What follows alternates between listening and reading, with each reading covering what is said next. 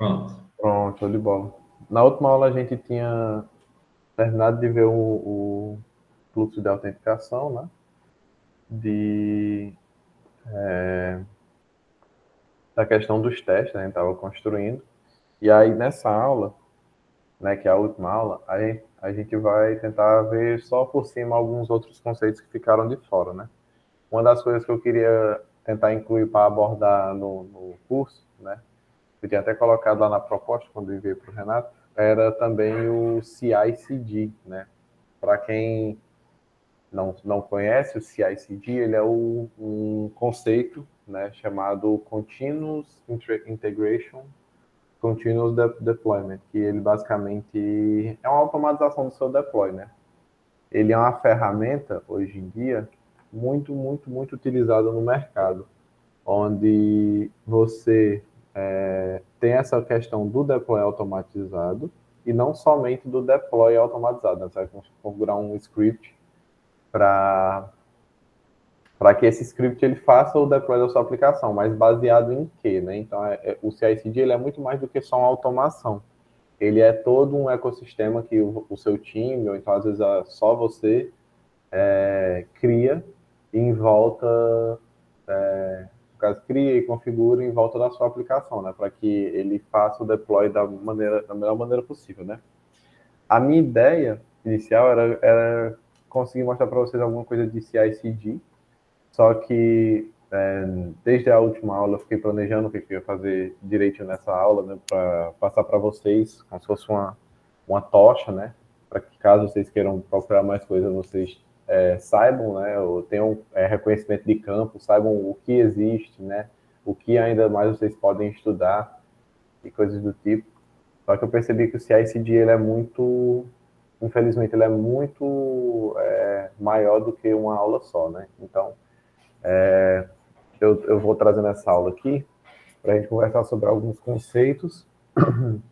Vou mostrar para vocês algumas extensões, assim, não extensões do VS Code, mas extensões do projeto, no sentido de crescimento, né, de coisas a se fazer. Na aula passada eu tinha falado que eu ia voltar aqui trazendo os testes de caso de uso, né? A gente também trazer os testes da API e eu também trouxe aqui para falar um pouco sobre o CI/CD e também o front-end, né, que a gente tinha comentado na última aula. Falando aqui já sobre o... Eu acho que eu vou deixar o CI/CD para o final, né? Para poder comentar com vocês quando a gente estiver rodando os testes aqui no Docker. Eu vou falar sobre o, o fluxo, né, de deployment da aplicação. Enfim, o que a gente tinha visto na semana passada tinha sido justamente os testes, né, novamente, que é uma parte muito importante da nossa aplicação, porque ela traz, novamente, né, chovendo numa olhada aqui, ela traz robustez para a nossa aplicação, traz uma confiabilidade, uma camada de confiabilidade para o nosso sistema, de forma que a gente consegue fazer mudanças no sistema e ter todo esse ambiente por fora das nossas mudanças, né, que seriam os nossos testes, ambiente de testes, que de forma automatizada consegue validar se as nossas mudanças quebraram ou não alguma coisa dentro do nosso sistema, né? Eu tinha trazido para vocês até então os testes de entidade e de objeto de valor, mas não tinha trazido ainda os testes de caso de uso, né? Que são um dos testes mais importantes para gente, que a gente tem, né? O teste de caso de uso, ele é um pouco diferente do teste de entidade de objeto de valor, porque a gente não vai testar meio que uma classe por si só. A gente está testando muito mais que isso, a gente está testando uma integração, né, entre eles, entre as partes do seu sistema. Porque se a gente for olhar aqui, por exemplo, no Create User Use Case, ele basicamente vai utilizar aqui, dentro dessa classe aqui de caso user, ele está utilizando o user, né, a entidade usuário, e um repositório, ele vai estar utilizando um repositório durante o procedimento da criação desse usuário, né? Ou da tentativa de criação desse usuário. Vou aumentar um pouco aqui a tela para ficar melhor. Acho que sim. Tá bom. Vocês me dizem aí se tiver grande demais. Opa, aumenta um pouco. Pronto. Tá bom assim, Renato? Tá ótimo. Pronto. Vou deixar assim. Então, o que a gente vai fazer nos testes é validar se esse fluxo de funcionamento ele foi feito da forma correta, né? Se ele foi montado da forma correta. Aí a gente tem, por exemplo, aqui o nosso caso de uso para criação de usuário. Ele vai primeiro, só repassando a lógica, né? Ele tem aqui os seus DTOs de input e de output, né? Name, e-mail, password, ele recebe e ele vai retornar um ID, name, e-mail, created at, né? Quando ele foi criado. São essas informações básicas, né? Que para controlar a entrada e saída do nosso caso de uso. Isso a gente não necessariamente vai testar. A gente tem, depois no execute, qual a lógica? Ele procura um usuário, né, no repositório, procura um usuário por esse e-mail, né, o const existing. Se houver, né, se existir esse usuário, ele vai lançar uma exceção, né, um erro, dizendo que já existe um usuário com esse e-mail. E aí, se não existir, ele passa desse throw, e aí ele vai começar a criar o nosso usuário. Então ele começa criando um usuário, um usuário entidade do nosso domínio da aplicação, e ele passa para o repositório, né, justamente salvar. No caso que ele passa para esse usuário aqui é o nosso input, né, que ele estava recebendo. Inclusive, um detalhe muito que é meio uma pegadinha aqui do TypeScript, só para mim salientar para vocês aqui, que a questão é o seguinte: esse input, eu espero, né, que ele tenha esses dados aqui, né? E a gente, geralmente, programando, a gente costuma assumir que esses dados aqui realmente vão vir dessa forma. Só que a questão é, se o usuário, por algum motivo, conseguir passar, em vez de passar esses três, ele passar mais uma propriedade aqui, seja o que for, tipo, colocar age number, se ele conseguir passar isso para a nossa entidade, no caso, para o nosso caso de uso, isso aqui não vai ser ignorado pelo TypeScript, ele também não vai apresentar erros, né, com esse objeto, porque ele só vai validar o necessário. Se tem o necessário, então está tudo bem. Se ultrapassar disso, né, tiver mais do que precisa, para ele está tudo bem. Então, uma coisa que é interessante a gente fazer, eu não sei se a gente fez, é que aqui ó, ele recebe o input, e aqui ó, já nessa função create, eu estou desconstruindo o objeto e tirando só as propriedades que eu quero, né? Aqui eu também estou fazendo a mesma coisa, só que o correto mesmo, principal, seria aqui no construtor, e a gente já está fazendo isso. Ó. Desconstruindo o objeto, tirando somente as propriedades que eu quero utilizar, né? Enfim, só para poder salientar para vocês que isso aqui é uma boa prática. Sempre nos pontos finais de processamento, né? No caso, o nosso ponto final de processamento aqui é o construtor da entidade. Sempre nos pontos finais de processamento, você fazer essa desconstrução de objetos muito grandes, para garantir que o TypeScript não vai bagunçar as informações, se vierem informações a mais. Porque aqui no final a gente, se fizesse thisProps igual a props, ele simplesmente ia atribuir qualquer dado que viesse. Então, se vem alguma coisa maliciosa dentro do código, o cara conseguiria colocar, por exemplo, uma função, alguma coisa do tipo, ele iria assumir. Dessa forma, não, né? A gente consegue desconstruir o objeto dizendo exatamente o que a gente espera que tenha e o que a gente quer que tenha no final, né? Que a gente está passando aqui. Mas, enfim. Só para poder chamar a atenção para esse detalhe, é uma coisa pequena, mas no ambiente Node.js ele faz muita diferença. Constante de usuário, vai tentar criar um usuário passando esse input que ele está recebendo. E aí ele vai colocar aqui, depois tentar salvar esse input no repositório que ele estiver recebendo, né? Que repositório é esse? A gente não sabe, né? A gente está trabalhando com abstração, só repassando mesmo. E aí salva esse usuário e por último ele retorna o ID, nome, e-mail e o created at do usuário, né? Para lá para frente. Então aqui a gente tem uma integração entre duas camadas da nossa aplicação. A camada de repositório, né, no caso de banco de dados e persistência de dados, e a gente tem, do outro lado, a nossa camada de lógica, né, da entidade de usuário, né, e também dos value objects que compõem essa entidade.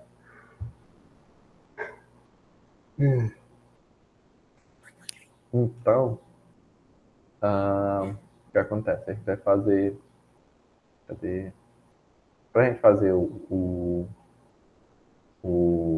teste do caso de uso, a gente precisaria, né, da entidade e também de um repositório que implementasse esse contrato, né, para que a gente utilizasse no nosso caso de uso. Aqui eu já estou dando um spoiler, entre aspas, né, no nosso caso de uso, mas o que a gente iria fazer, né? Eu já trouxe aqui justamente para que a gente tenha um caminhar mais rápido. A gente criaria aqui dentro dos nossos testes, né? Aqui testes app, que é a integração.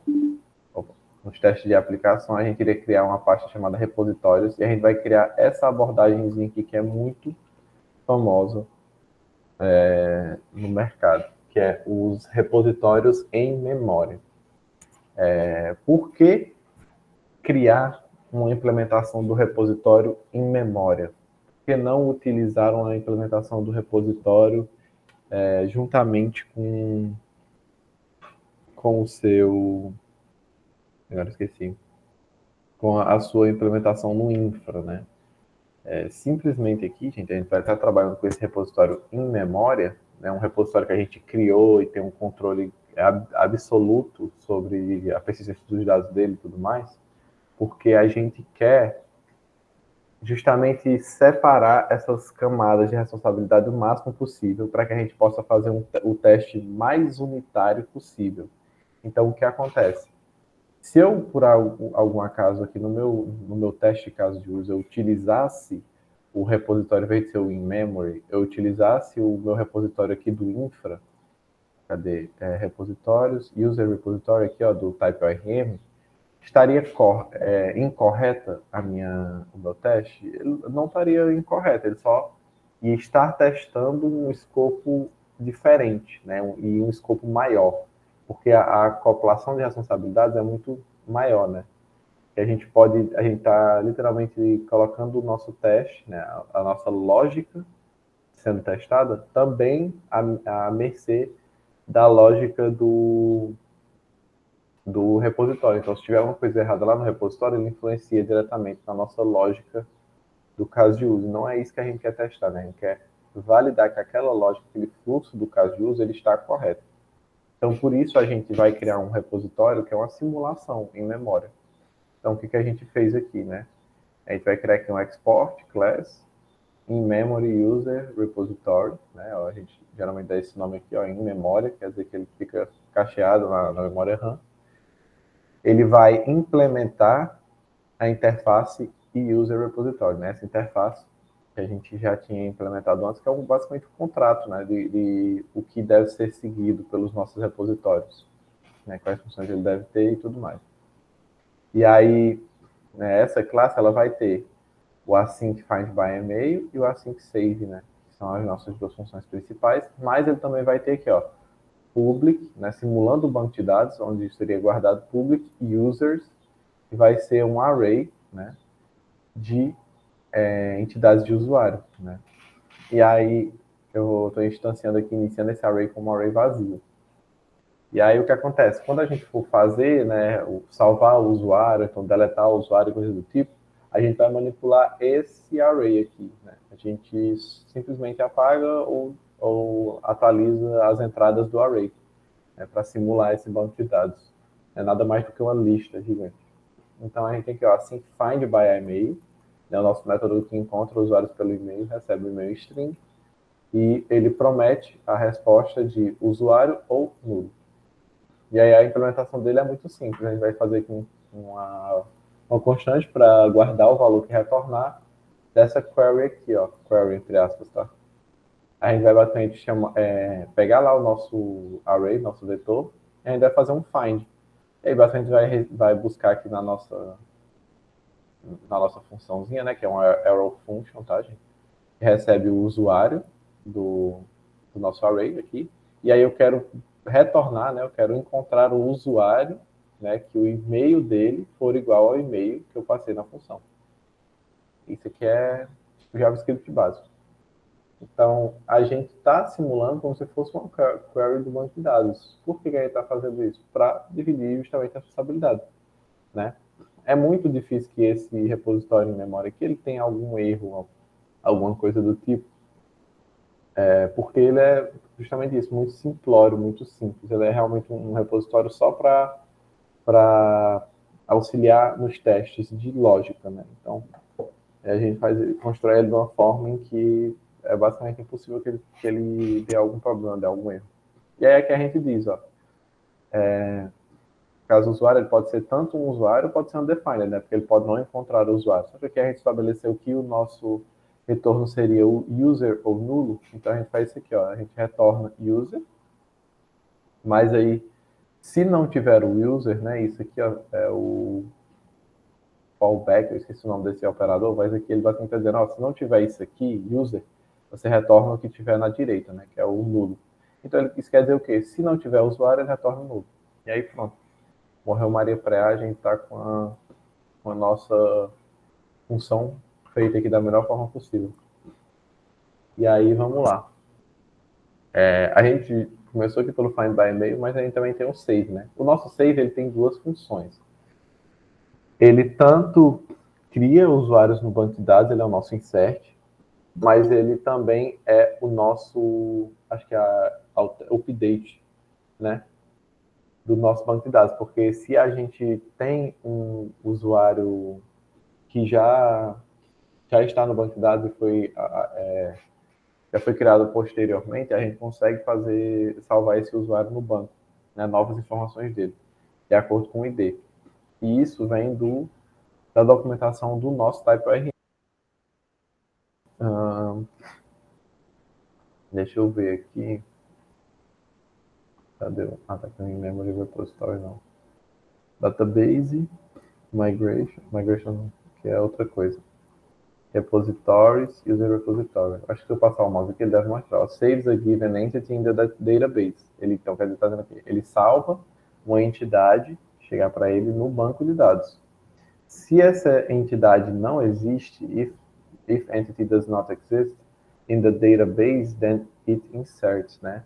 No caso, se essa entidade não existe no banco de dados, ele insere ela. Otherwise, né? Então, se não, ele atualiza ela. Então, o que ele está dizendo aqui? Se esse usuário aqui, esse modelo de usuário que a gente enviar nessa função save, ele... como é que eu posso explicar? Se ele tem um ID que já está no banco, ele reconhece que aquilo é só uma atualização. Senão, ele insere esse novo usuário no nosso sistema. Então, a gente vai fazer algo voltado para esse fluxo, né? Como assim, ó? Const index, né? A gente vai tentar primeiro encontrar um index do usuário, e aí a gente vai lá no nosso array e vamos tentar, né, usar o find index para quê? Para a gente encontrar o ID, algum usuário com o ID desse usuário que a gente está passando, né? Porque no save ele recebe uma instância do objeto, uma instância da classe usuário, né? E aí a gente vai... Isso aqui, ó, gente, é a desconstrução novamente, tá? E aí ele vai tentar encontrar algum usuário dentro do banco que tem essas características aqui. Qual é a característica? Onde o ID desse usuário no banco é igual ao user ID, né, o ID desse usuário que ele está passando para ser salvo. E aí, dessa forma, ele vai atribuir um valor numérico para esse index. Esse index, se ele existir dentro do banco, ele vai ser um index de 0 para frente. Se Se esse usuário não existir dentro do banco, ele vai retornar um -1, né? Eu acho que tem isso aqui na documentação. Deixa eu ver. Não, ele não... aqui ele diz aqui, ó. Cadê? Opa. Retorna o index do primeiro elemento no array, onde o predicado, que é essa nossa arrow function aí, onde o predicado for true, verdadeiro. E aí, se não, né, se não encontrar nada, ele vai retornar -1, né? Então, isso quer dizer o quê? Se tiver algum usuário, ele retorna de 0 para cima. Se esse usuário não existir, né, não tiver nenhum usuário com essa característica, ele vai retornar -1. E aí, o que a gente vai fazer? A gente vai fazer uma comparação. Se o index for maior ou igual a 0, quer dizer que esse usuário já existe lá dentro do banco, esse ID. Então, a gente está fazendo a atualização. O que a gente vai fazer? A gente vai pegar these users, e aí o index que ele encontrou, né? O index que ele encontrou. E aí a gente vai atribuir basicamente esse novo usuário, né? Que a nossa função está recebendo. Ele vai só sobrescrever os dados. Se não, quer dizer que ele ainda não existe, então a gente vai dar um thiseusers.push. Né? A gente vai salvar lá dentro da nossa função. E aí fica muito simples, muito simplesinha mesmo essa nossa função. Essa nossa classe, na verdade, é de repositório e memória, porque o foco dela é só auxiliar nos nossos testes de caso de uso, né? E aí, auxiliar como, né? Como é que a gente vai utilizar ela? Basicamente, create user use case test.ts, a gente tem um arquivo aqui, ó, use cases. Deixa eu aumentar mais um pouco. E tem use cases dentro aqui do nosso ambiente de testes. E aí, deixa eu fechar aqui o infra. A gente tem, no caso, começando de cima para baixo, testes, né? App, e aí dentro de app a gente vai ter os nossos repositórios, né? Repositories, e os nossos casos de uso, né? No caso, os testes, né? Os suites, testes, ou então spec. Tem várias nomenclaturas que você pode utilizar para falar sobre teste. Né? A mais óbvia e mais descarada, entre aspas, é essa daqui, de teste. E aí aqui dentro a gente vai ter essas duas variáveis, aqui sim, variáveis, né? Let user repository, vai ser um repositório do usuário. Aqui eu estou já declarando que o tipo dele é in memory user repository. E a gente vai ter um SUT. Né? O que é SUT, João Pedro? Ainda mais do tipo Create User Use Case. SUT, ele é uma abreviação e uma padronização de mercado para System Under Test, né, que é o sistema sendo testado, né, sobre os testes, sobre testes, no caso. Ele é o sistema que está sendo validado. Então, aqui é uma nomenclatura padrão, né? Se quiser chamar também de use case, funcionaria da mesma forma. Mas a questão é que aqui ele vai ser do tipo do nosso sistema testado e validado, que é Create User Use Case. E aí, beleza, a gente vai ter vamos começar com o Describe, né, descrevendo o nosso teste. E aí esse teste, o nome dele vai ser Create User Use Case. E aí logo em seguida ele recebe o nosso escopo de teste, né? Que é essa função inteira aqui. E aí a gente vai ter uma rotina nos nossos testes, que vai ser o before each, traduzindo para o português fica antes de cada, né? Antes de cada teste. O que eu quero fazer? Eu quero que ele faça, de certa forma, uma limpeza, né? Eu quero que ele... Se eu estou testando a criação de usuário, eu vou apagar, né, o banco para poder garantir que o meu usuário vai ser criado e que eu tenha aquele escopo de teste completamente ao meu controle. Então, o que eu estou dizendo? Ó, antes de cada teste, eu quero que você instancie um novo repositório de usuário, né, um New In-Memory User Repository. Dessa forma, a gente vai ter sempre um banco de dados novo, entre aspas, né, que é um banco de dados de memória. A gente vai ter sempre um banco de dados novo para cada teste que a gente fizer. E eu também quero que você, para cada teste, você crie um novo SUT, né? Uma nova instância do nosso caso de uso, usando esse repositório que foi criado novo. E aí o que acontece? Dessa forma, a gente garante que os nossos testes vão ser meio que limpos, né? Eles vão sempre iniciar de um ponto padrão, todos. E aí a gente manipula da forma que a gente quiser. Se a gente quer validar uma criação de usuário, a gente simplesmente tenta criar um usuário. Se a gente quer validar por exemplo, a criação do usuário, só que verificar se ele vai retornar um erro, né? A gente faz o quê? A gente vai manipular ele da forma que a gente quer. Ou seja, a gente vai já inserir um usuário lá dentro com um e-mail específico, e aí a gente só tenta criar de novo esse usuário com um e-mail específico, né? Esse before it aqui, ela é justamente para dar essa maleabilidade para a gente. A gente consegue controlar da forma que a gente quiser o nosso repositório. E o nosso caso de uso, todo o nosso ambiente aqui. E aí o primeiro teste é esse aqui, ó, it should create a new user, né? Isso deve criar um novo usuário, né? Ele deve ser capaz de criar um novo usuário.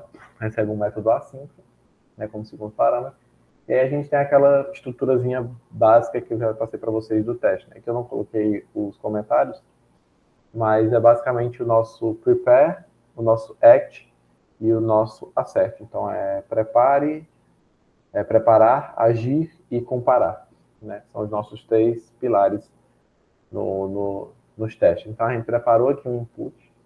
Aqui, inclusive, eu poderia até ter utilizado o Faker para gerar esses dados aqui para a gente, mas aí eu escrevi por conta própria, né? E aí aqui a gente tem aqui um nome, John Doe. John Doe é tipo fulano em inglês. E aí embaixo o e-mail, john.doe@example.com, password, aí password 1, 2, 3, né? Atende aos nossos requisitos. E aí a gente vai ter o output. A gente vai ter uma constante que vai armazenar o output, vai ser igual a um await SUT, né, que é o nosso sistema de testes, ponto .execute, passando justamente esse input, que é um input válido, né? Ele não deu nenhum erro aqui. Se a gente tirasse uma propriedade, ele iria apontar o erro. Mas é um input válido, com entradas válidas e com entradas que a gente sabe, ó, são esses 3 pontos. É um input válido, com entradas válidas e com entradas que a gente sabe que não são duplicadas em questão de lógica. Porque, por exemplo, uma das lógicas da criação do usuário é que não tenha 2 usuários com o mesmo e-mail. O nosso sistema faz essa validação, o nosso caso de uso faz essa validação. E aí, esse e-mail, a gente sabe que ele não existe no banco porque o nosso banco está vazio. Então, a gente tem, novamente, só batendo nesse prego de novo. A gente tem esse ambiente todo aos moldes do que a gente precisa, do que a gente espera, e ele é todo totalmente manipulável, né? A gente, executando esse SUT, o que a gente vai fazer? A gente vai comparar agora o output, né, que é a resposta. O que a gente espera? A gente espera que esse output ele tenha um ID que seja igual a, no caso aqui é um útil, né, do Vitest, para poder eu dizer assim, olha, eu estou esperando qualquer string. Né? Esse ID eu espero que seja qualquer string. Já que ele é gerado automaticamente, eu espero que ele só pelo menos seja de string e siga esse padrão. Mas a gente poderia ter feito aquela validação que a gente fez aqui, ó. Cadê? Opa, user entity, eu acho. Aqui, ó. Output D to have property, e aí ele sai do tamanho 36, fazer essa validação mais específica. Só que como a gente já fez isso lá no teste de entidade, não é necessário que a gente reescreva aqui, né? Então, por isso que eu só abstraí esse teste, né? E aí a gente espera que ele seja um string, que o nome, né, o output.name, que ele seja igual ao input.name, porque isso não muda, e que o e-mail também seja igual ao input de e-mail, né? O que sair tem que ser igual ao que entrou. E a gente espera que lá em user repository.users ele tenha o tamanho to have length of 1, né? Ele tem o tamanho 1. E a gente espera também que users, né, lá dentro, o nosso primeiro elemento, né, no 0, que ele seja o nome, o mesmo nome que a gente passou no input. Então, eu estou acessando o nome do primeiro elemento do nosso array. E aí, dessa forma, a gente valida a criação do usuário. Concordo comigo que esse ambiente aqui todo, desse nosso teste, ele tem que passar porque não tem nada cadastrado no banco, ele não vai dar conflito de e-mail, o e-mail é válido, a senha é válida, ele está passando todos os 3 parâmetros, enfim, está tudo certo. Então, esse aqui é um teste que tem que passar. E aí é interessante que a gente está testando justamente essa lógica e a integração do nosso sistema, né, com justamente o repositório. A gente não está validando se o repositório foi escrito da forma correta, mas a gente está validando se o nosso caso de uso está utilizando o repositório da forma correta. Então, é muito interessante que vocês fixem essas responsabilidades dos testes, porque senão os testes acabam ficando gigantescos, quando na verdade você está fugindo da responsabilidade daquele teste. Então está não fugindo, mas abraçando responsabilidades demais. Né? E aí, beleza. O nosso próximo teste que eu preparei aqui foi o should throw an error if email already exists. Né? Ele deve lançar um erro se o e-mail já existe. E basicamente a gente vai fazer o quê? A gente vai preparar aqui um usuário, né? Um user create, eu preparei já um usuário. E aí eu criei, né, já instanciei diretamente esse usuário e já dei um push lá dentro do nosso repositório. Então, o que eu quero dizer? Esse usuário aqui já está cadastrado. Eu cadastrei por fora do nosso caso de uso. E aí eu vou pegar esse input, porque esse input era para estar mais para cima. Acabei repetindo aqui. O input é para estar aqui. E aí aqui, ó, eu poderia só reutilizar o input, coloco o input aqui, e aí a gente só reutiliza o mesmo input. Então, o que acontece? A gente já cadastrou esse usuário, né? Lembrando que a lógica de restrição é para e-mail, né? Para e-mail. Password aqui pode ser o mesmo, e nome também pode ser o mesmo, né? Ele não tem diferença. E o que acontece? A gente cadastra esse usuário, deixa preparado isso de forma manual lá dentro do nosso banco. A gente está mexendo aqui, ó, diretamente no array de usuários, ó. E aí depois a gente vai dar um await expect sut.execute input, né? Nosso sistema sob os testes vai tentar executar a criação do usuário, né, nesse caso, create user use case, passando esse mesmo input. E aí o que a gente espera, né? A gente espera que essa execução aqui, né, ele seja rejeitado porque é uma promise, e que a resposta disso, né, seja to be instance of email already exists, né? Então eu poderia utilizar aqui o to throw, né? To throw email already exists.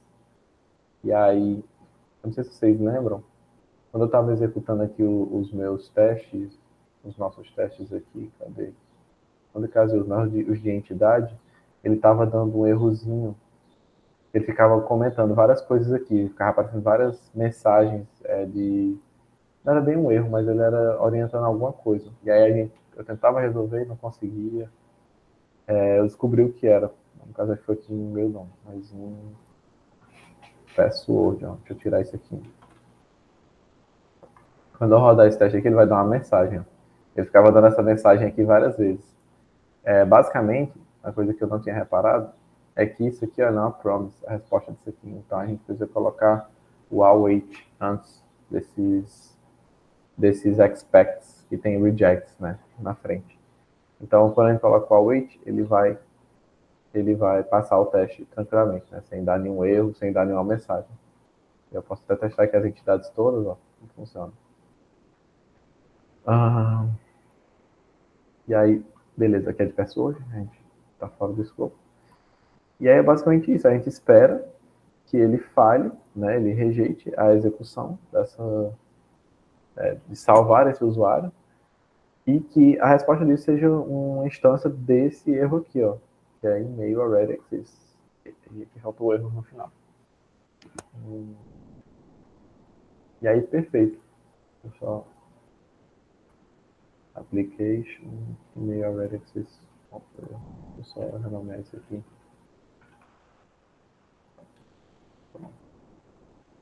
Mudou aqui. Mudou aqui. Aí acho que mudou aqui também. Então tá tudo certo. Dessa forma, a gente tem validado as duas, acho que únicas também,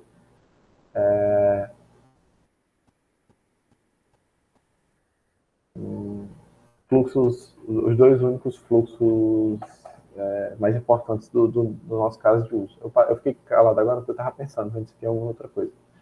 Aí poderia testar aqui, né, novamente, aquela questão da senha, tipo, vou passar aqui uma senha inválida, só para ver dando erro. Aí, a gente já sabe que vai dar o erro, né? Mas não estou dizendo isso porque eu estou assumindo isso. Estou dizendo isso porque a gente tem testes que validam justamente essa parte, né? Então, não seria errado, né, se você quero fazer também esses testes passando um e-mail que não segue o padrão do e-mail, ou então quero passar aqui uma senha que não segue o padrão de senha que eu espero, só para poder garantir que ele vai rejeitar. E também está tudo certo. Se você fizer isso aí, na verdade, o seu sistema vai ficar mais robusto ainda, né? Você não está fugindo necessariamente da responsabilidade desse caso de uso, né? Porque isso também é englobado. Mas agora, se você fosse fazer, por exemplo, como eu tinha falado antes, aqui em cima, você vai pegar esse output.id, aí você começa a validar se ele é um UID, valida o tamanho, valida a estrutura dele, fica muito sobrecarregado o seu teste, porque isso não necessariamente diz respeito ao seu caso de uso, né? E aí, enfim, aqui a gente não vai fazer, vou deixar ela sucintazinha dessa forma, né? Mas fica o comentário, fica a orientação que se vocês quisessem fazer, no caso esse exemplo do e-mail, então da senha incorreta, tranquilo, poderiam fazer à vontade, que ainda assim estaria dentro do escopo das responsabilidades do nosso caso de uso, né?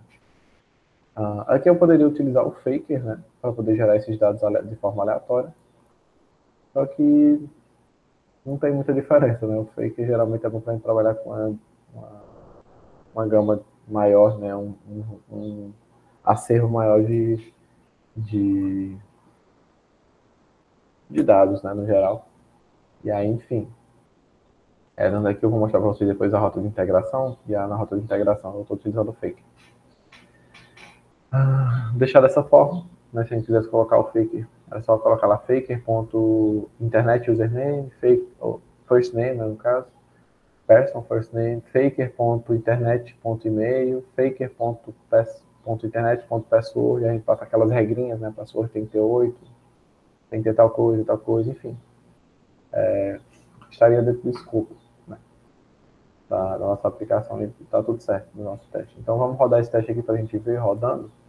Uma coisa que é interessante, tá, gente? Esse teste aqui, esses testes de aplicação, vocês vão reparar que eles são testes que a gente consegue rodar por conta própria a qualquer momento, né? Porque eles têm o escopozinho deles muito bem fechado, muito bem definido, e tudo funciona localmente, funciona de forma offline, tudo mais, não precisa de uma conexão externa.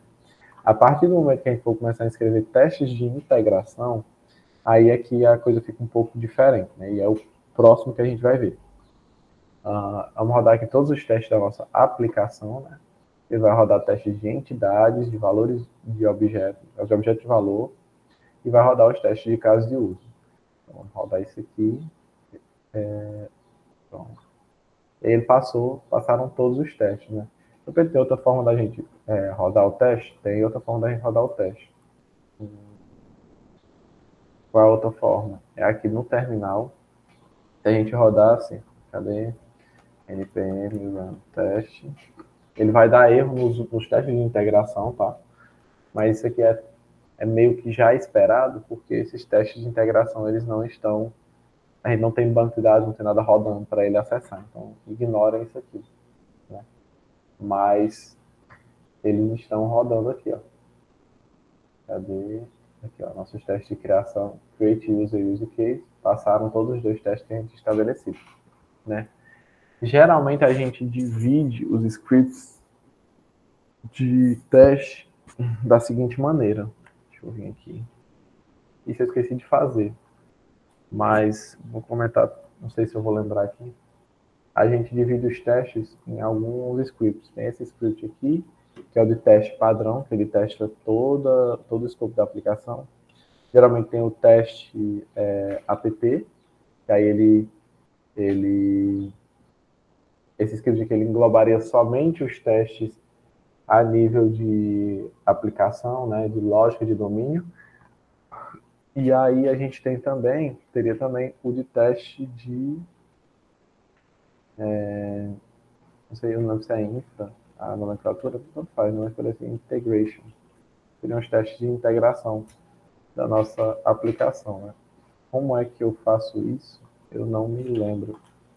AI, how to run tests with Vitest for a specific folder like app or integration. Deixa eu ver aqui o que a IA generativa do Google me diz. Ó, Vitest app integration. Poxa, ele me deu o coisa aqui totalmente ao contrário. Ah, é assim? Não sabia não. What's the test name or path? Can you use this file, please? Explain more. Escrevi errado isso aqui? Aqui tá em português também. Tá só em português no caso. About if. Deixa eu ver o que ele diz aqui da tag. Não vamos estender muito nisso não. Usando a tag T. Map Facilities. Entendi. What about folder, current folder,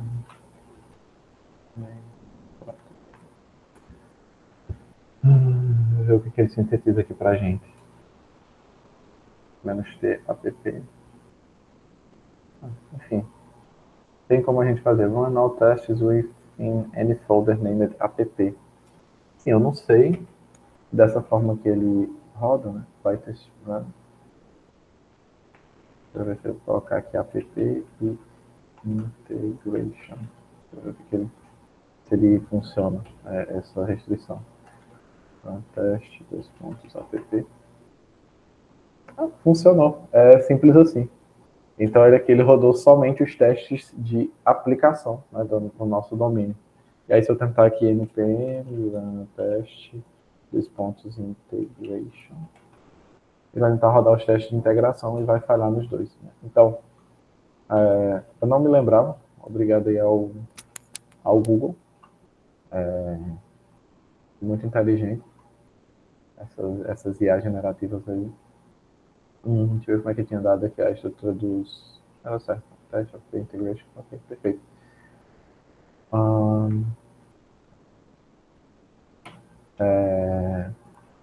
Tem essa forma de fazer, uma forma mais definida, né, do escopo.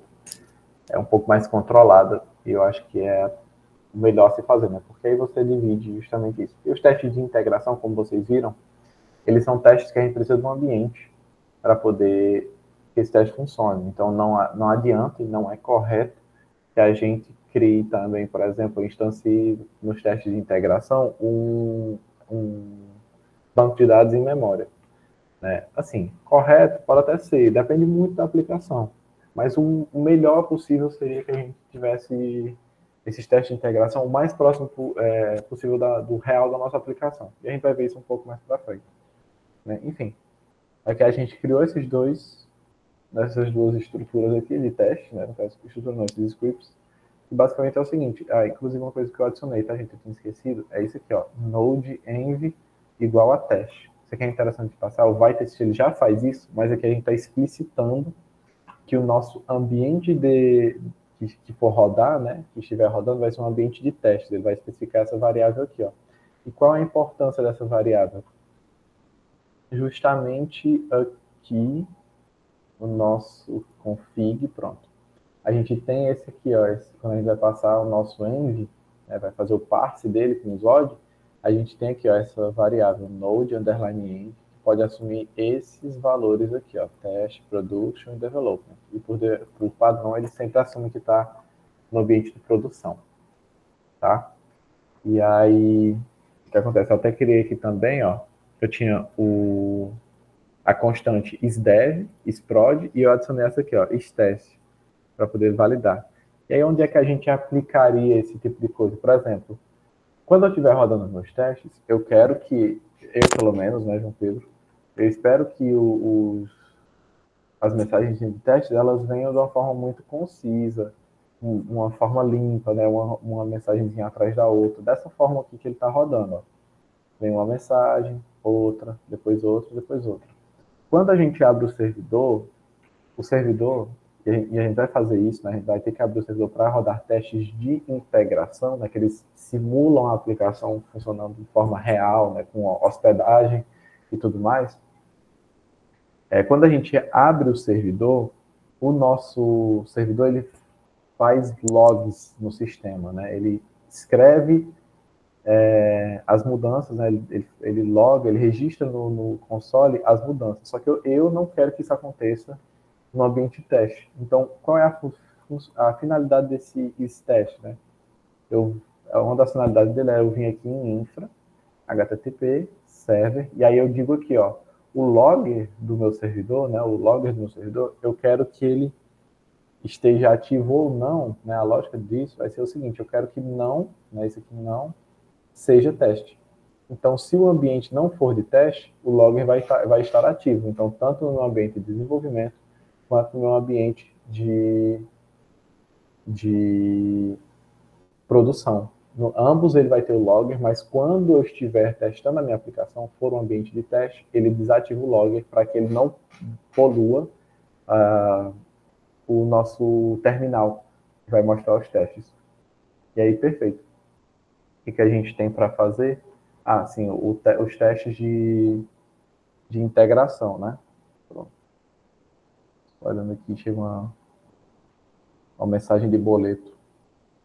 Chega e estremece. Esse negócio dessa funcionalidade do Nubank ficar dizendo que tem... Ele descobre que tem boleto no nome do cabo, deixa o cara passando nervoso aqui, velho. O cara fica pensando que é mais conta para pagar. E aí, beleza, vamos fazer aqui nossos testes, né, para integração. Aqui eu já deixei tudo separado, tá, gente? Porque hoje a gente vai ver muita coisa. Então, a gente vai ver o front-end.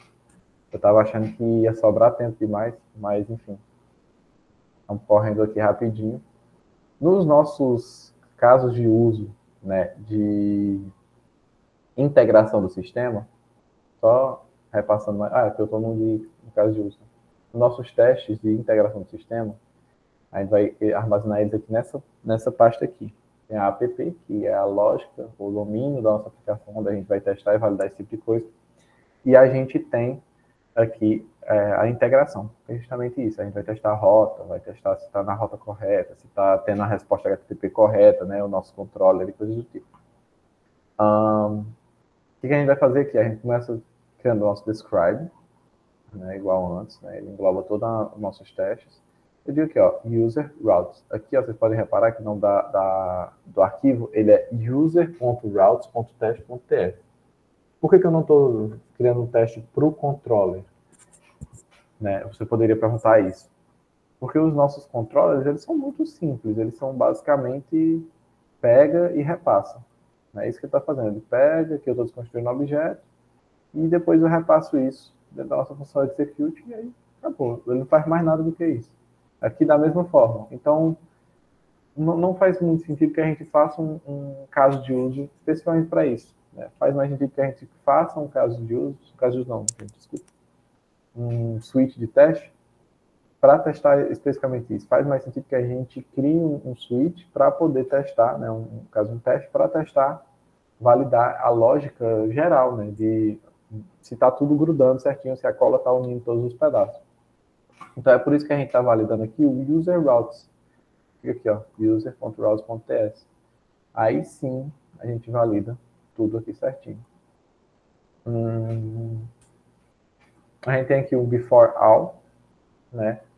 Antes de de todo e qualquer teste rodar, eu quero que ele faça o quê? Que ele dê um await app.dataSource.initialize. Eu espero que ele inicie a conexão com o banco de dados e eu espero, né, await server.ready, que ele também inicie o nosso servidor, né? Ele vai iniciar esses dois antes de todos os testes começarem. Aí eu já defino aqui, ó, que after each, né, após cada teste, eu quero que ele pegue lá o nosso repositório, app.dataSource, get repository, user model, né, que é o nosso modelo de usuário, e salve nessa constante. E aí logo em seguida ele vai usar essa constante e vai dar um repository.clear. Ele vai limpar completamente o repositório. Por que eu vou fazer isso? Novamente, para poder deixar o nosso repositório sempre num ponto de partida inicial e padrão para todos os testes. E aí a gente manipula ele da forma que a gente quiser, a gente constrói ele da forma que a gente quiser e achar melhor. E o after all, né, ele é o contrário do before all. Né, ele, depois de todos os testes terem rodado, o que a gente vai fazer? A gente vai dar um await app.dataSource.destroy. A gente vai destruir a conexão com o banco de dados para que não fique nenhum processo ativo. E depois a gente vai dar um await server.close, que a gente vai fechar a nossa conexão com o banco. E aí, perfeito. Logo em seguida, a gente já tem o primeiro switch de testes, né? Porque aqui a gente está... Switch não, né? Mas o nosso campo de testes, sei lá, uma abrangência. Aqui a gente está dizendo que a gente vai testar todas as rotas de usuário. E aí aqui a gente especifica, né? Que ó, são os testes, né? Describe. Testes de post users, né? Da rota post barra users, que é a rota de criação de usuário. E aí a gente vai ter o que aqui? A gente vai ter um teste que é it should create a new user and return 201. Então eu estou especificando mais ainda aqui. Ele precisa criar um novo usuário e ele precisa retornar 201. Aí eu quero que essa seja a resposta. E aí vai ter uma função assíncrona que vai fazer o quê? Vamos fazer o prepare, o act e o assert novamente. User data, né? O que a gente precisa na criação desse usuário? Aí eu digo o nome, do e-mail e do password. Dessa vez aqui eu utilizei o faker. Então, ó, faker person full name, que poderia ser first name, não tem diferença. Faker, no caso, o e-mail faker, internet e-mail, e o password faker, internet password, a gente passou umas propriedadezinhas, né, que o nosso password precisa ter tamanho 8, no mínimo, e o prefixo A1, para garantir que ele sempre tem pelo menos um número e uma letra. Aqui, full name também, deixa eu colocar first name, passou despercebido. Depois a gente vai rodar isso no nosso banco de dados, no banco de dados não, perdão, no nosso servidor, a gente vai fazer uma requisição no nosso servidor, e aí vocês já estão vendo aqui como é que faz. Mas aí, o pessoal que já tem mais conhecimento com o JavaScript, com o ambiente Node e tal, já poderia se perguntar, e aí, como é que eu faço? Eu vou fazer uma requisição usando Axios, usando, acho que é, deixa eu esquecer qual é o nome da outra função, acho que é fetch, né? Do JavaScript, eu vou fazer uma requisição HTTP dentro do meu teste, ou coisa do tipo, e aí a resposta já está aqui embaixo, né? A resposta é não, a gente não precisa fazer uma requisição HTTP, fazer esses dados caminharem via protocolo e retornar, porque o Fastify, ele já tem um ambiente, né, já tem umas funçõezinhas, uns métodos, para poder auxiliar justamente essa questão de simulação de requisição para os nossos testes. Então, o que a gente vai utilizar? A gente vai utilizar essa função. A gente vai utilizar o server.inject, né, que ele simula uma requisição HTTP, o recebimento de requisição HTTP. E aí a gente especifica aqui, ó, que essa requisição ela vai ter o quê? Ela vai ter o método do tipo post, perfeito, a URL /users, que é a nossa URL padrão, e aí o nosso payload, né, que é os dados que estão sendo enviados pelo corpo da requisição, é o nosso user data, né? E aí a resposta disso daqui, né, a gente vai dar um await nessa função, a resposta dessa função, a gente vai guardar aqui um response. E aí esse response a gente vai destrinchar ele para ver se a resposta veio com o status code correto, para ver se os dados que vieram no corpo da requisição, no body, né, do JSON, vieram corretos, enfim. A a gente vai destrinchar completamente. A gente só fez aqui um const body igual a response.json, né, que eu quero retirar o body, receber ele uma variável, uma constante, para si só. Então, o que a gente faz aqui, né? Eu espero aqui, ó, que o response.statuscode, né, o código de retorno, seja to be 201. E onde é que a gente definiu isso? Lá no nosso controller, create user controller. Se tudo der certo, ele retorna reply status 201 e o nosso output. Então, a gente está validando justamente isso. Eu espero que o body.id seja igual a qualquer string. Novamente, por que tu não está validando o tamanho do UID, essas coisas do tipo? Porque isso já foi responsabilizado por outro escopo de testes, né? Mas se vocês quisessem fazer, não ficaria errado. Só ficaria mais específico ainda. Nesse momento, a gente não tem por que ter essa especificidade toda, né? Novamente, body.name para ser igual ao name que a gente passou, né, no user data, e-mail a mesma coisa. E aí, por último, a gente vai fazer também uma validação dentro do banco. Assim como a gente fez lá com o caso de uso, a gente vai fazer agora, só que com um banco de dados real, né? Testando já a implementação do nosso repositório também.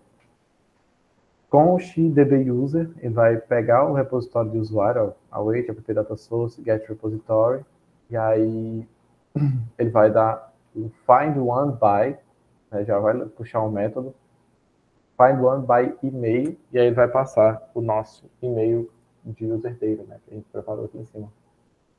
E aí o que acontece? Esse dbuser, ele é para ser a instância do usuário lá no banco de dados. Então eu espero que dbuser não seja nulo, né, que as respostas aqui são ou user model ou nulo. E eu espero que dbuser, né, essa flagzinha aqui, ó, essa interrogação, é porque talvez seja nulo essa propriedade aqui. Então a gente coloca isso aqui para especificar que a gente tem noção de que isso talvez seja nulo, né? Então aqui dizer aqui, ó, string or undefined. Eu espero que o nome desse usuário seja userdata.name. Tem outras formas da gente fazer, a gente poderia validar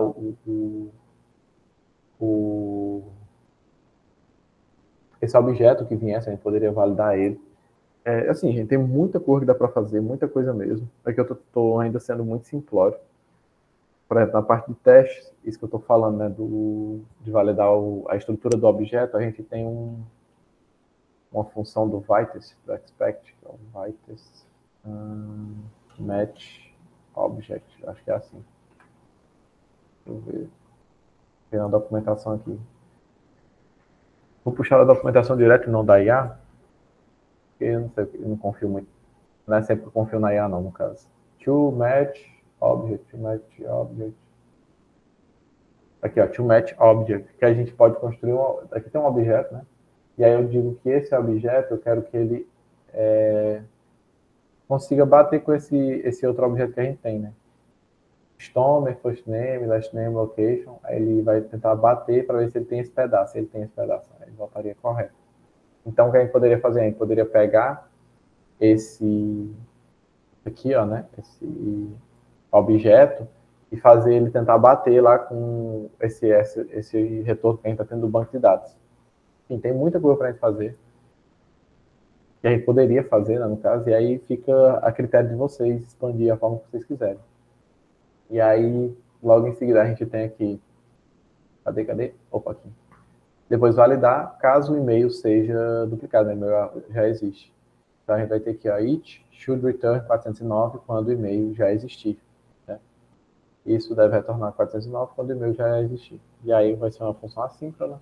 User data, a gente prepara ele de novo, mesma coisa. E aí, o que eu vou fazer dessa vez? Eu poderia escrever diretamente lá no banco de dados, né? Aqui eu deixei anotado para me lembrar. Eu poderia escrever diretamente no banco de dados utilizando a instância dessa forma aqui, ó, chamando a instância. Só que eu acho que ficaria, não sei, um processamento desnecessário, porque para ficar fazendo esses acessos no banco de dados e tal, para não sobrecarregar o teste não ficar muito pesado, o que eu optei fazer? Eu simplesmente, né, lancei logo a request, né? Injetei uma request desse tipo, e aí eu acredito, né, se o meu teste anterior passar, esse aqui também tem que passar. Por quê? Porque no teste anterior eu estou validando justamente essa injeção, né? Então, aqui eu só injeto, eu assumo que ela está correta, que ele vai ter conseguido salvar no banco de dados, e aí depois eu faço a segunda request, né? Second request with the same email. Eu vou fazer a mesma request, né, para a mesma rota, só que eu vou passar dessa vez, no caso, um nomezinho diferente, só para poder mudar. Né, mas o e-mail, né, o grosso, o e-mail que não pode ser duplicado, ele vai ser duplicado. E aí, essa segunda request, né, essa segunda injeção no banco de dados, no servidor, é ela que a gente vai comparar, porque é esse o caso que a gente quer ver. E aí, igual a gente fazia aqui, acessando esse arquivo em REST, né, que eu rodava 2 vezes a função de criação de usuário para poder ver se ele criava ou não. E aí, enfim. Aqui, se a gente quisesse avaliar alguma coisa no body, a gente poderia avaliar, mas eu não quis me estender em nada, porque o body só vai ser uma mensagem e é uma mensagenzinha de erro.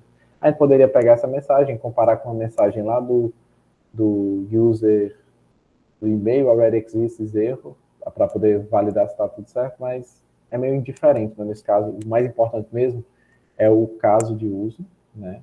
É to be, caso de uso não, é o status code.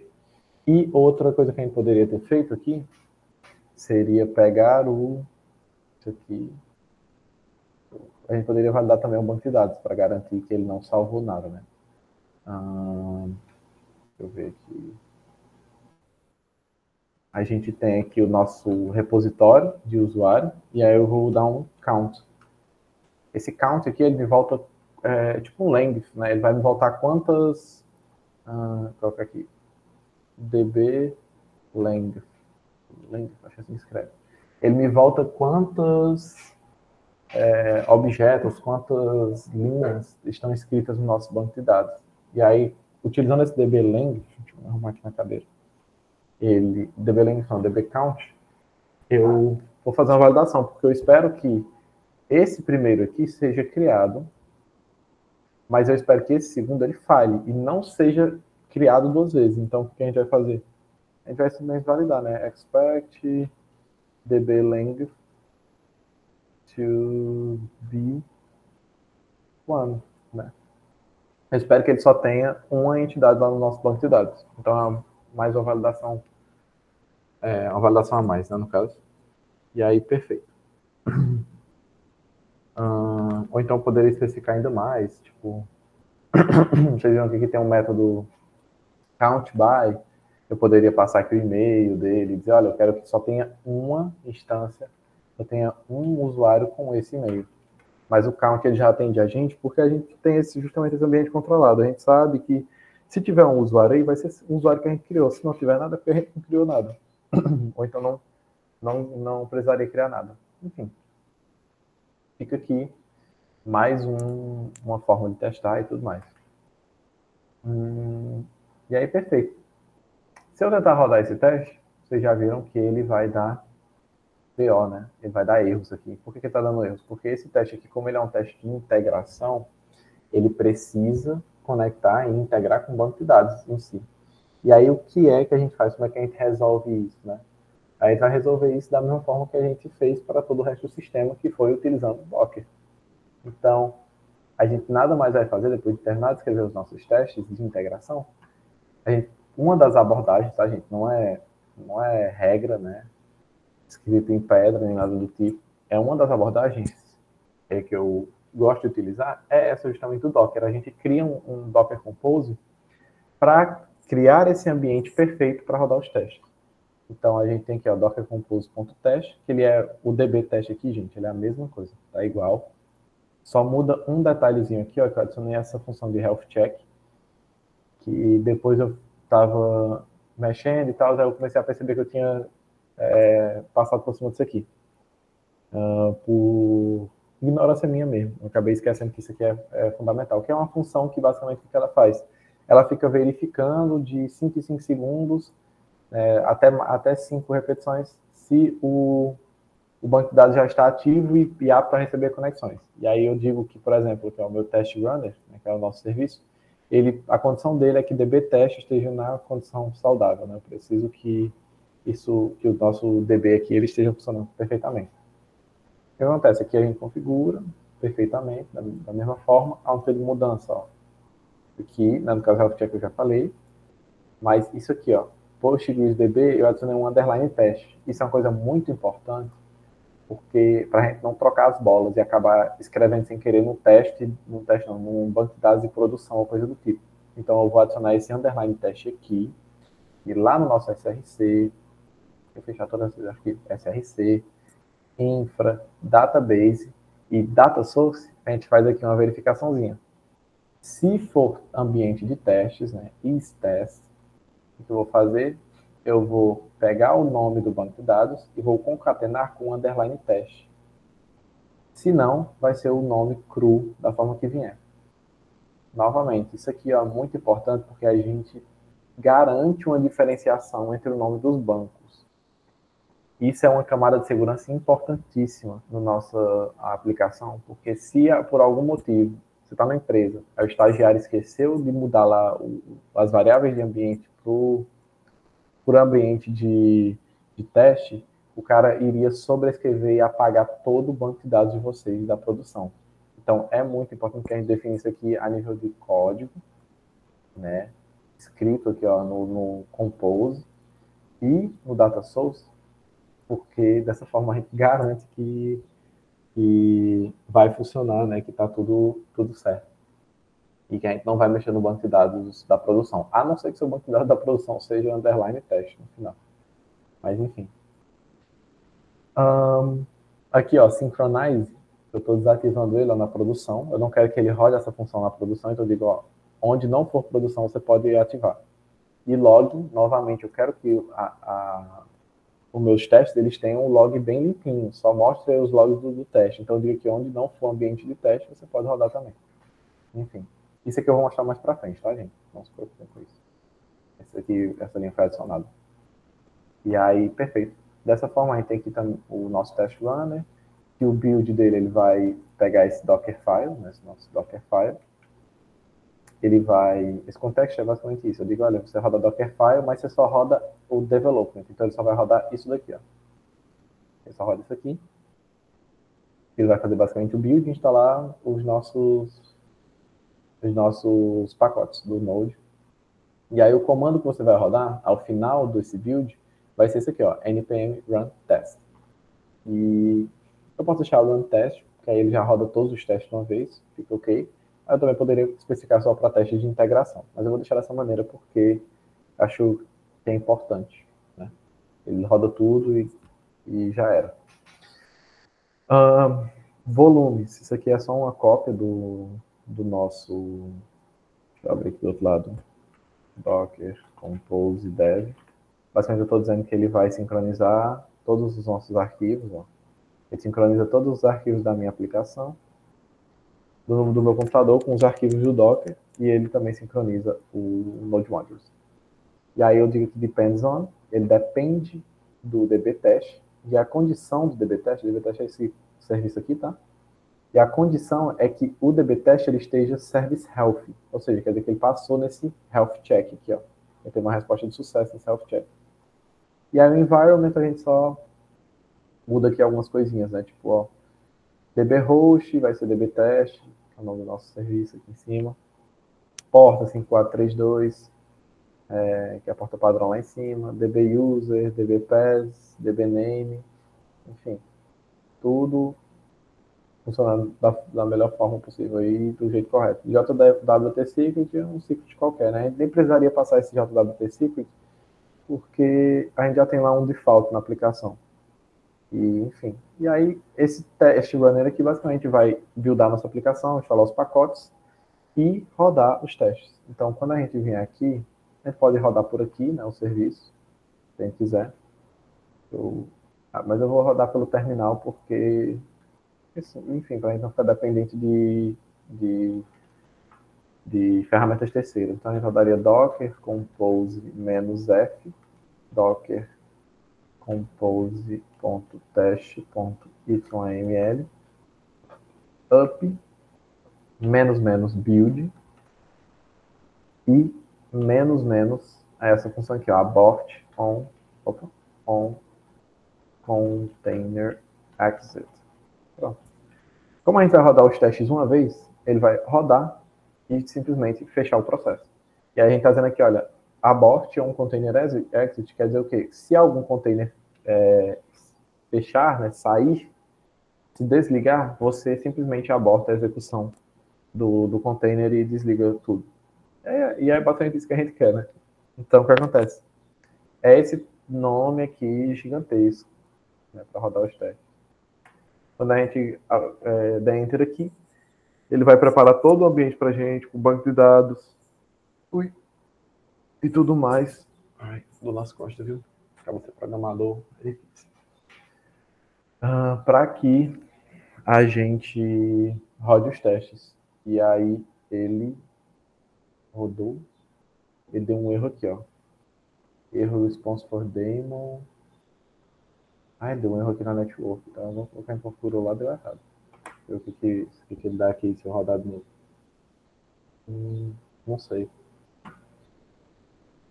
Pois é, gente, como sempre, o negócio deu um erro. Erro response for daemon, failed to setup container network. Tarana. Será que eu desliguei o network? DCD menos V. Deixa eu tirar tudo. Network, net driver bridge, net, tá tudo certo. Vamos ver aqui se eu rodar de novo. O ruim é que quando a gente tem muito ambiente, muito Docker Compose, às vezes um influencia no outro e aí fica dando errinho.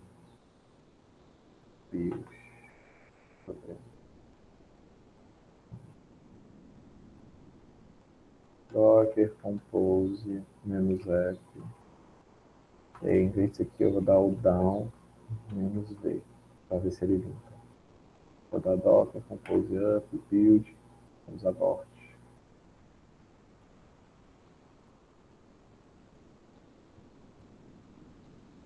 Acho que é porque eu tava. É isso mesmo. Eu tava derrubando o container. Eu não sei se vocês repararam, eu tava rodando isso aqui, ó. DCD. Cadê? DCD menos V. Cadê meu DCD? DCD menos V. Esse DCD aqui, gente, é um alias. Né? Uma coisa que eu fiz aqui no meu terminal para que ele interprete que DCD é Docker Compose Down. Da mesma forma que eu tenho um DCU, que é Docker Compose Up. E aí eu já ia falar justamente sobre isso. Aqui, ó, a gente já pode ver que rodou os testes da forma correta, tá tudo certo. O que acontece? Esses comandos, eles são muito grandes, né? Então, não se assustem com isso, porque existem sempre ferramentas que a gente pode utilizar para poder melhorar a experiência de desenvolvimento. Uma das ferramentas que eu utilizo é justamente esse alias do meu terminal, que eu criei um alias para várias coisas. Então, tipo, alias DCD, quando eu digitar DCD, na verdade eu estou digitando Docker Compose Down. Quando eu digitar DCU, é Docker Compose Up. Quando eu digitar DDCU, quer dizer que eu estou rodando Docker Compose menos F, especificando que é o Compose de desenvolvimento, Up. E aí eu passo as flags que eu quiser na frente. Enfim. Então não se assustem aqui.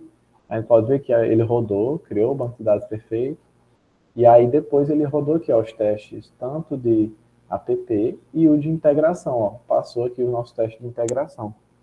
Vamos mudar alguma coisinha lá, rapidinho, né, que a gente já vai para o intervalo, só para não tomar mais tempo. Mudar aqui para 401, para ver se ele está validando mesmo esses testes. Eu espero que ele esteja. Se ele der erro, véio, fica bolado. Ele tem que falhar agora naquele teste. Esperar um pouco. Demora um pouquinho mais para poder rodar, mas a gente tem esse ambiente, né, que garante isso. E aí, ó, esperava 401 e recebeu 409. Então, ó, tá tudo funcionando perfeitamente. Ainda bem que não deu erro. E aí, beleza. Agora a gente vai para o nosso intervalo, né? É isso, Renato. A gente ainda tem muita coisa para ver aí. Isso, vamos para o intervalo, aí daqui a 20 minutos, pessoal, vamos tentar retornar cedo para a gente dar tempo, né? Sim. Beleza?